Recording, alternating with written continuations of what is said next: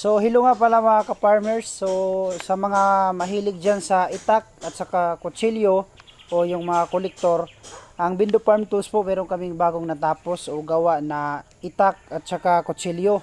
Made in Moli po siya, oil cans. So ito po yung kutsilyo. Ayan po mga ka-farmers. So ayan po yung scabbard o kaluban niya. Nandito po yung itsura. Saka yung hawakan, ahas po yung hawakan. Ayan po. Aran. Oil cans po ito. Muli yung materialis na ginamit. Ito po yung likuran niya. Ayan. So sa sukat naman ito, pwede niyo naman akong i-message mga ka-farmers para itanong yung sukat. Sukat nito dito at saka yung taas niya o length. So ito po yung kutsilyo. Yun po. Ito po yung style niya o form.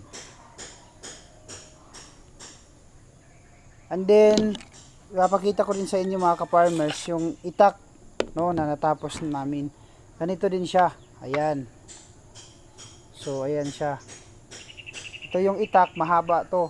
Mga nasa siguro sa 16 inches po yung length ng blade niya. Ayan, ito po yung sa details niya ganyan. Ayan. So yung kahoy na ginamit dito is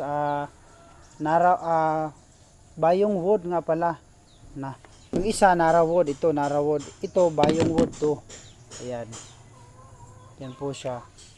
Tapos yung sa loob niya, yung style ganito. Yan. Pakita ko sa inyo.